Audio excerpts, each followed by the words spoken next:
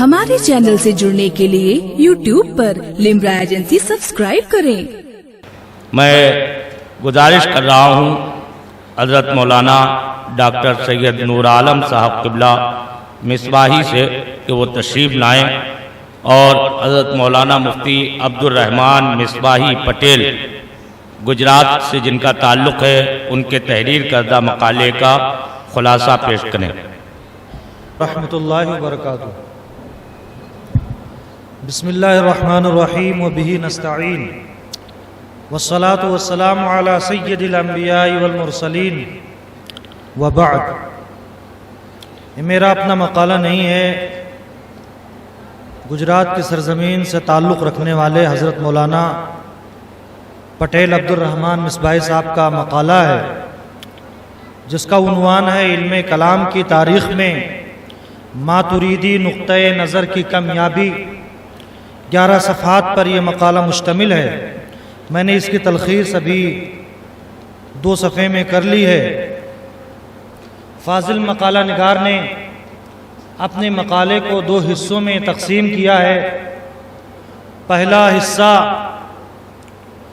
وہ علماء اور مصنفین جن کی تصانیف کو سند کا درجہ دیا جاتا ہے، جس میں کچھ معاصر بھی ہیں امام ماتریدی کے، کچھ ان کے بعد کے ہیں، اور کچھ ماضی قریب کے مصنفین ہیں،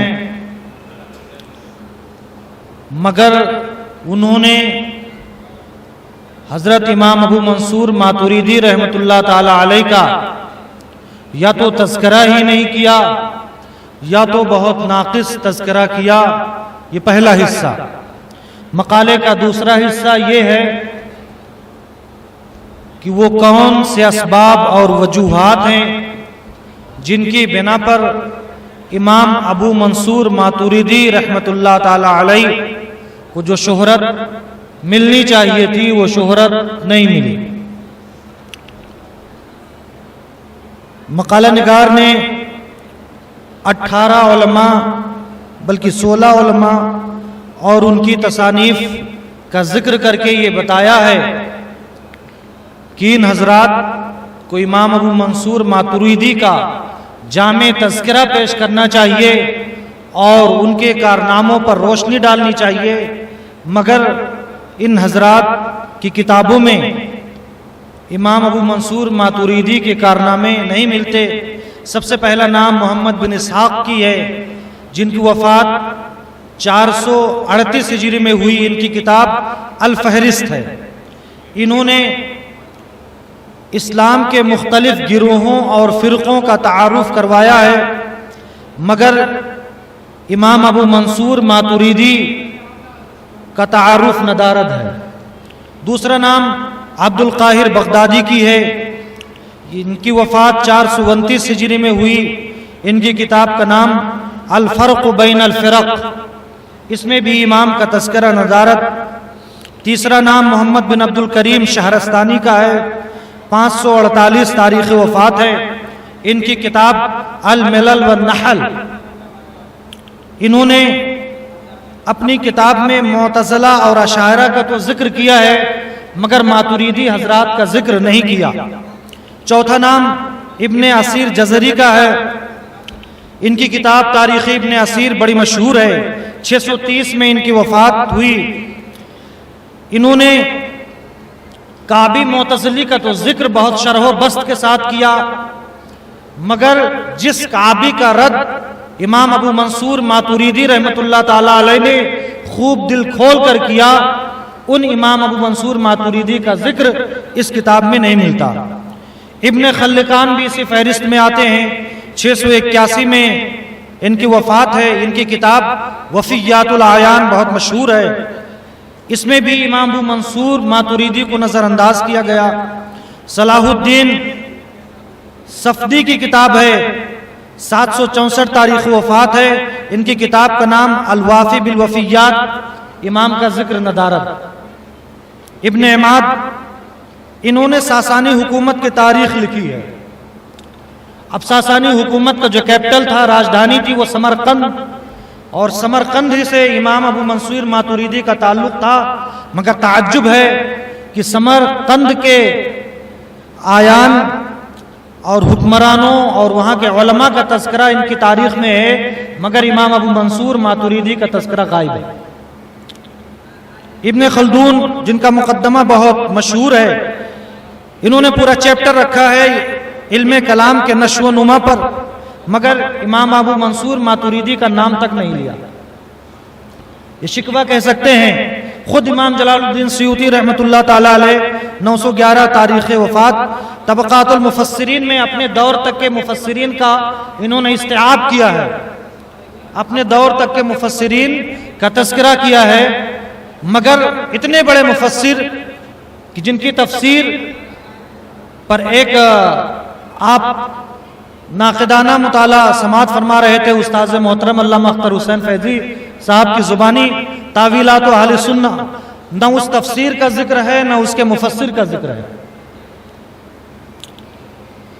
اب ماضی قریب کے کچھ نام آپ کے سامنے پیش ہیں۔ علامہ عبدالحی فرنگی محلی، انہوں نے الفوائد البہیہ میں حنفی علماء کے احوال ذکر کیا، امام ابو منصور ماتوریدی کا بھی ذکر اس میں ہے لیکن بہت ہی مختصر ہے۔ شبلی نعمانی جن کے نام کے آگے ہی نعمانی آتا ہے، علم الکلام نام کی کتاب ہے، اس میں ماتوریدیہ کا ذکر برائے نام ملتا ہے۔ شبیر احمد غوری جن کا تعلق علی گڑھ مسلم یونیورسٹی سے ہے، ان کا ایک مقالہ ہے اسلامی ہند میں علم کلام و فلسفہ۔ انہوں نے معتزلہ اور اشاعرہ کے اختلاف اور ادوار کا تو ذکر کیا، مگر خود ماتوریدی ہو کر امام ابو منصور ماتوریدی کا ذکر ان کے مقالے میں نہیں ملتا ہے۔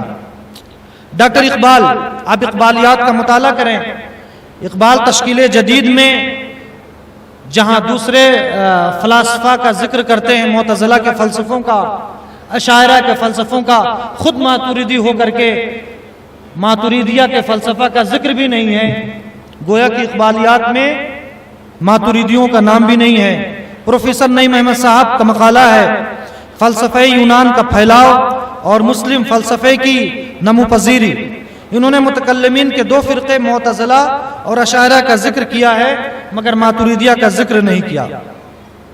وزیر حسین عابدی نے زمان و مکان پر ایک کتاب لکھی ہے اور زمان و مکان کے حوالے سے بحث کی ہے، مگر ماتوریدیہ کا ذکر ندارت۔ ڈاکٹر عامر نجار صاحب نے علم الکلام عرض و نقد ایک کتاب تصنیف کی ہے۔ انہوں نے 3 تقسیم کی ہے متکلمین کی، معتزلہ، اشاعرہ اور اہل سنت۔ اولاً تو یہ تقسیم ہی غلط ہے، اس لیے کہ اہل سنت میں اشاعرہ بھی آتے اور ماتوریدیہ بھی آتے، مگر اہل سنت میں ماتوریدی علماء کا کم نام لے کر کے انہوں نے ابن قیم اور ابن تیمیہ کے حوالے زیادہ پیش کیے ہیں۔ تو پہلے حصے کا یہ سرسری تجزیہ تھا، تلخیص تھی جو میں آپ کے سامنے پیش کر رہا تھا۔ انہوں نے ایک تنبیہ کر کے ایک اچھی بات لکھی کہ ایسا مت سمجھیں کہ امام ابو منصور ماتوریدی کی زندگی پر کتابیں نہیں۔ ایک انگریزی رائٹر ہیں جبریل فواد حداد، ان کی کتاب ہے دا ماتوریدی اسکول، بہت اچھی کتاب ہے، اور عربی میں ایک کتاب ہے جو ترکی سے چھپی ہے، ابو منصور الماتوریدی حیاتہ و آراؤہ العقیدیہ۔ اب مقالے کے دوسرے حصے پہ آتے ہیں کہ وہ کیا وجوہات اور اسباب تھے کہ جن کے بنا پر ماتوریدی اسکول آف تھاٹ کو وہ شہرت نہیں مل سکی جو ان کا منصب تھا۔ پہلی وجہ مفاہمتی انداز، چونکہ ماتوریدیہ کی جو چیزیں ہیں، جہاں معتزلہ اور اشاعرہ کا باہمی اختلاف ہوا ہے، تو قرآن و سنت اور عقلی دلائل کی روشنی میں جن کا مذہب زیادہ قوی تھا، ماتوریدیہ حضرات نے ان کو ترجیح دی ہے۔ تو بعض لوگوں نے یہ سمجھ لیا کہ ماتوریدی کوئی الگ سے اسکول آف تھاٹ نہیں ہے، بلکہ یہ دونوں کے بیچ کا ایک حصہ ہے۔ مثال کے طور پر جیسے دیوبندی حضرات کو لے لیں کہ فقہ میں یہ احناف کے مقلد ہیں، اور عقیدہ میں یہ سلفیوں سے تعلق ہے، نہ یہ سلفی ہیں، نہ حنفی، نہ بریلوی سنی ہیں۔ علاقائیت کا دخل، علاقائیت بھی بہت گل کھلاتی ہے۔ حضرت इमाम अशरी रहमतुल्लाह ताला अलैह इनका ताल्लुक बगदाद से था और अबू मंसूर मातुरीदी का ताल्लुक समरकंद और मातुरीद से था। चूंकि बगदाद इल्म का मरकज़ था तो बगदाद के उलमा तो खूब मशहूर हुए, खूब उनकी शोहरत हुई, मगर इमाम अबू मंसूर मातुरीदी रहमतुल्लाह अलैह चूंकि बगदाद से नहीं थे तो अलाकाइयत का दखल था, इसकी बिना पर इनकी फ़िक्र को वो शोहरत नहीं मिल पाई और ना मातुरीदी उलमा को। और ये चीज़ अमलन भी देखने में आती है कि जो जिन उलमा का ताल्लुक शहरों से होता है वो ज़्यादा मशहूर होते हैं और जो किसी देहात और नॉर्मल बस्ती के होते हैं उन्हें वो मकाम नहीं मिलता।